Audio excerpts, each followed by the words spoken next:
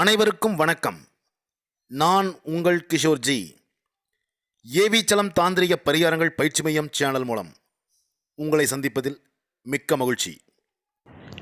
இன்று நம்ம பார்க்க போகிற பதிவு பங்குனி உத்திரம், அதனுடைய சிறப்புகள். இப்போ வர்ற திங்கட்கிழமை, அதாவது 25/3/2024 இந்த நாளன்று பங்குனி உத்திரம். இது முருகனுக்கு உகந்த விரத நாளான பங்குனி உத்திரம் கொண்டாடுறாங்க. தமிழ் மாதத்தில் நிறைவான மாதமும் இறை வழிபாட்டிற்கு உகந்த மாதமும் பங்குனி மாதம். பங்குனி மாதத்தில் வரக்கூடிய பௌர்ணமியும் உத்திரம் நட்சத்திரமும் இணையும் இந்த நாளையே பங்குனி உத்திரமாக கொண்டாடுறோம். இந்த பங்குனி உத்திர நாளில் நிறைய சிறப்புகள்லாம் இருக்குது. அது என்னென்னு பார்த்துக்கலாம். திருப்பரங்குன்றத்தில் முருகப்பெருமான் தெய்வானையை திருமணம் செய்த நாள். மகாலட்சுமி இந்த நாளில் விரதம் இருந்துதான் மகாவிஷ்ணுவின் திருமார்பில் இடம் பிடித்தார். பிரம்மா தன் மனைவி சரஸ்வதியை நாக்கிலேயே வைத்து கொள்ளும்படியான வரத்தை இந்த நாள் பெற்றார்.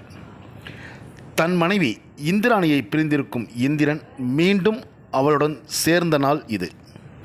சந்திர பகவான் கார்த்திகை, ரோகிணி உட்பட 27 நட்சத்திரங்களில் மனைவியராக அடைந்த புண்ணிய தினம் இது.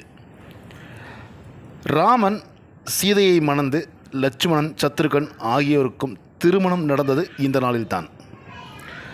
மதுரையில் மீனாட்சி சுந்தரேஸ்வரர் திருமணம் நடந்ததும் இந்த நாளில் தான். பங்குனி உத்திரத்தில் தான் தர்மசாஸ்தாவான சபரிமலையில் ஐயப்பன் பிறந்தார். அர்ஜுனன் பிறந்தது பங்குனி உத்திரத்தில்தான். தனது தவத்தை கலைத்த மன்மதனை சிவபெருமான் நெற்றிக்கண்ணால் எரித்து சாம்பலாக்கினார்.